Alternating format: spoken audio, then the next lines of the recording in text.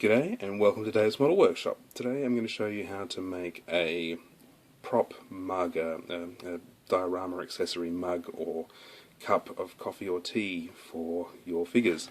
So this is going to be in 1/35th scale, and what I set out to do is I wanted to make something that looked like this. So one of those enamel mugs. And I had a couple of ideas on how to do this. I've been thinking about it. I'm sure you can go out there and buy it, but you know, like buy a resin accessory. Where's the fun in that? Make it yourself.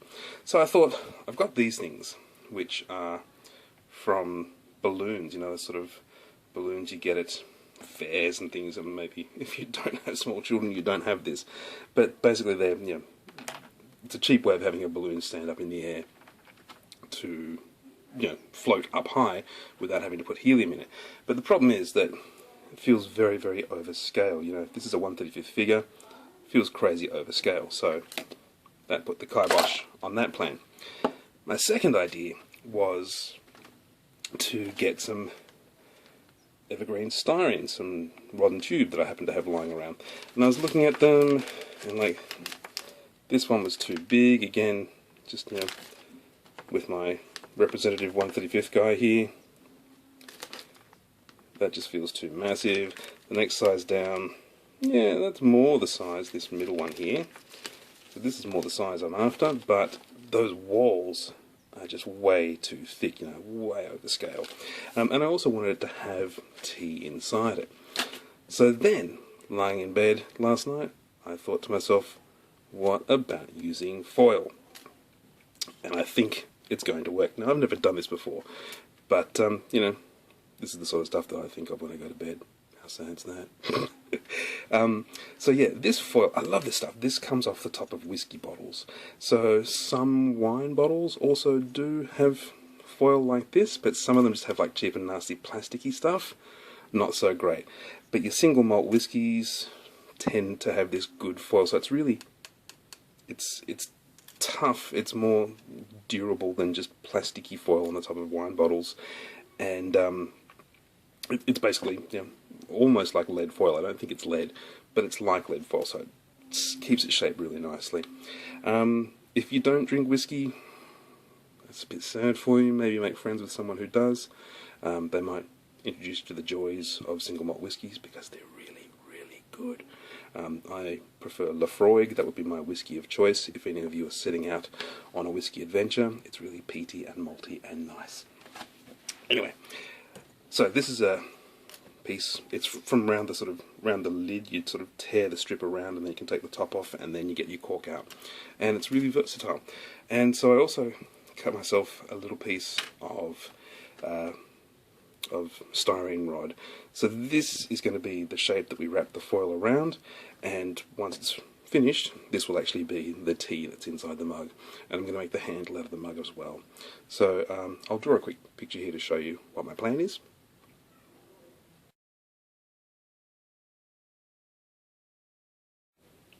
And let's see if we can make that come to reality.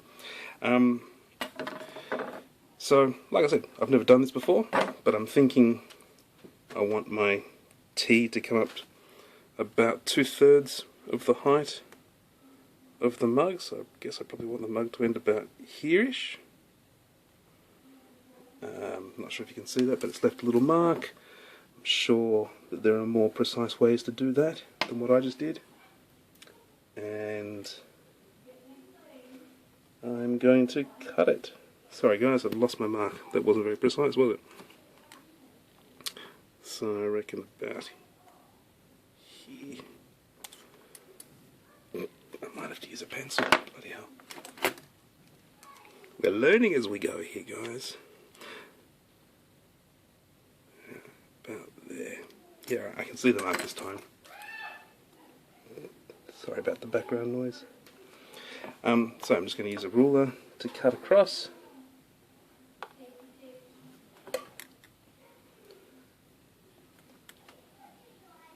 So that we get a nice straight cut. Because there's nothing worse than an unparalleled cylinder that we're making here. So that height's going to look pretty good, I think. And scale wise, it's a little bit big. I might take a tiny bit off. And actually this is going to work really well because the tiny bit that comes off, the little sliver that comes off, it's probably going to be about 1 millimetre wide. I needed something about that size for fashioning the handle out of anyway, so let's give it a crack. That could work out really nicely.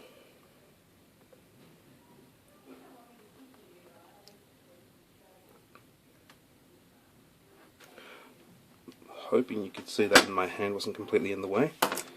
But yeah, now we've got this little sliver here and this bad boy here. I'm just going to zoom in a little so you can see a bit better. So let's check again the height compared to our water level. Yeah, it looks pretty good to me. Alright, so my plan is just to try and wrap that around, and if I'm really lucky I'll be able to cut it at just the right circumference, yeah, just the right circumference so the edges meet up really nicely. I'm trying to avoid a bit of overlap. There might be a little bit where the two edges meet when I make the cylinder. If there is, I'll just have to hide that as best I can with the handle. But yeah, I'm going to do that now and see what I can do. It's going to be a bit hard, my hand's going to be in the way, so I'm just going to come back to it. But basically all I'm doing is rolling it around that cylinder. You get the idea. I'll show you in a second.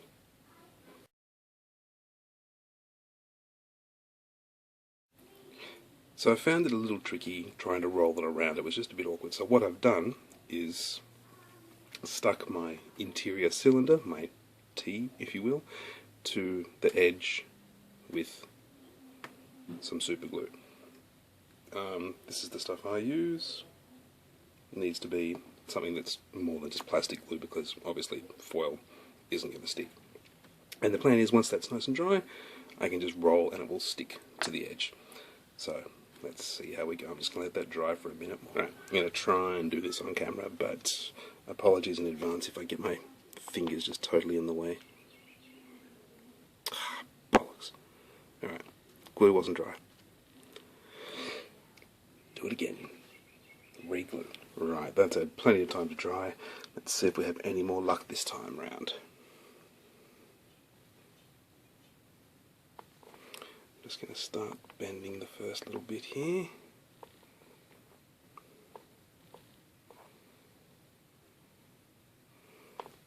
That's better.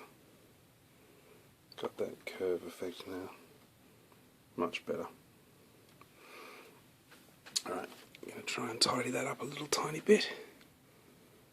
But I'm happy with that. Now the tricky bit is to cut it so that those edges get as close as possible and join up.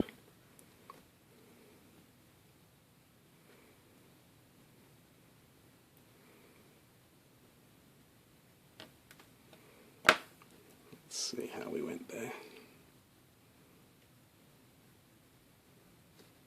Yeah, it's pretty good. A little bit of pushing, a little bit of tweaking, that will be okay. Just while that's drying, I have shaped my little piece here into a handle. Nothing too complicated. Just constantly sort of checking back to my 1/35 figure to make sure that it's about the right size. And I'm just going to trim off the bit that I don't need. So I think I'll trim it just about here. I love working with this foil stuff, it's just the best. It's strong enough to hold its shape and really malleable, so it's easy to bend, but it's not going to, wobble about once you've made what you need to make. Okay, so that is going to hide my seam hopefully quite nicely. Now, I could glob some glue directly onto the mug here, but I fear that I'd put too much on there, so I'm going to try and put some onto a lid and then just use a toothpick to grab some of that. So just on a spare jam lid or whatever, little tiny toothpick, cocktail stick, dipped into it. I'll try and hold this still with my left hand, fingers crossed. bit more.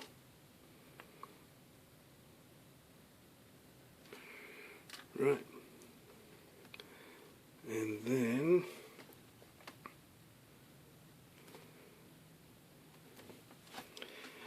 if everything goes according to plan, this piece will stick on here.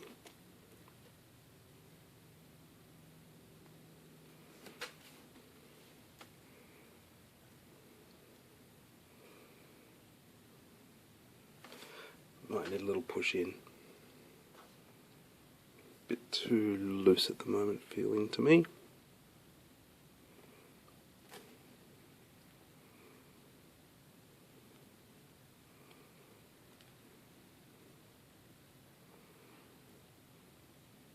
Trying to get more of that sort of D shape to the handle.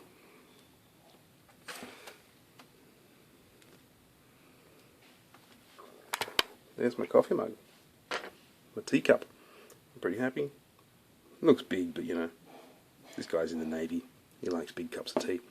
So now I'm going to paint it up.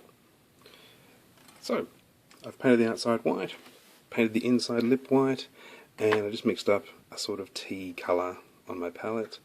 A little bit of flat earth to mirror, and a little bit of white paint, and it just kind of gave me this sort of vaguely tea-coloured splodge here. All these other bits, gross. Yeah, this vaguely tea-coloured splodge here, and carefully painted the inside. Once that's dry, I'm going to put a drop of gloss in there just to give it a glossy surface effect. But yeah, it's pretty much done. I'm considering putting a blue rim on it, but I don't know. I think it's probably going to look more effective as is. With this piece, I wanted to have it sitting, I planned to have it sitting on a little bench here. So this is part of my science fiction scratch build that I've been building.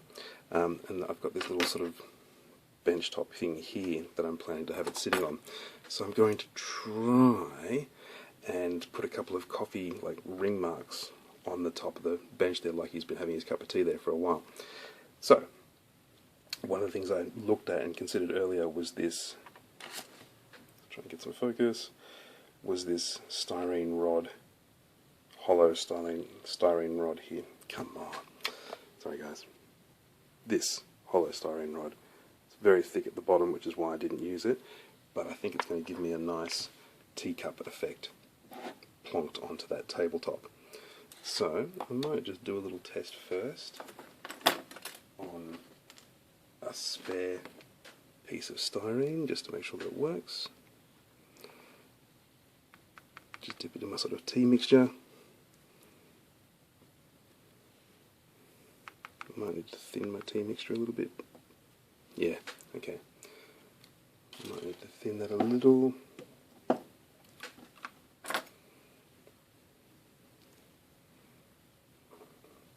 Make it a bit more watery. Yeah, that'll work now.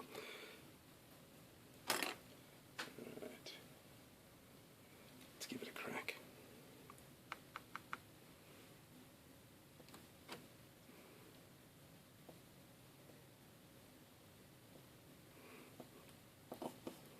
Okay. I think that end isn't quite flat enough because I'm really not getting those nice little rings that I'm hoping for. So I'm going to sand the end and try again. It still didn't work, so I'm just going to paint circles there and hope that it works. Watch me stuff it up. Make sure you keep your scale about right.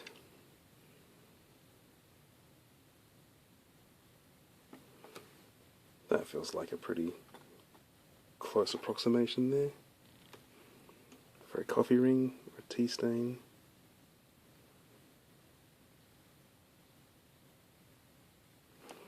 And I might actually just splodge a little bit of thinner on that, just to random it up a little bit.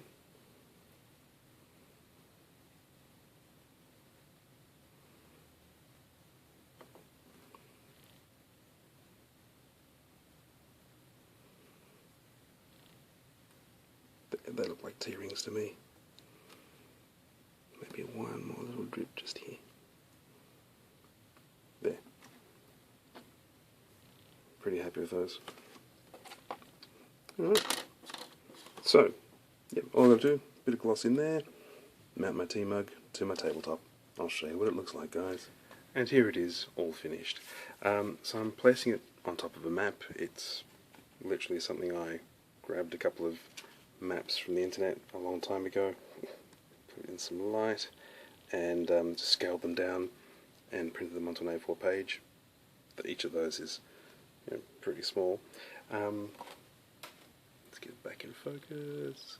So yeah, that's it inside my scratch built cabin, crew member area, cockpit, whatever you want to call it, for my spaceship. I hope this has been helpful. Look, you know, it's not something that you'll have to make every single day of your modelling career, I'm the first to say. It's a pretty limited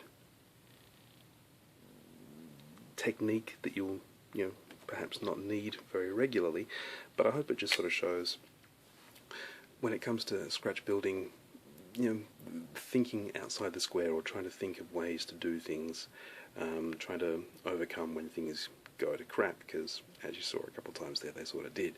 And that's what I really love about scratch building, is just trying to make it myself. So yeah, like I said earlier, could have gone out, could have bought a resin 1/35 mug. Where's the fun in that? Much more interesting this way. So, hope this has been helpful. Hope it gives you some indication of how my head works and the grief I put myself through. I think I must be a masochist. Yeah, I'll take a couple more photos for you and see how it looks. Alright guys, take care. Comment below if you have any questions. Otherwise, see you next time on Dave's Model Workshop. Cheers. Bye.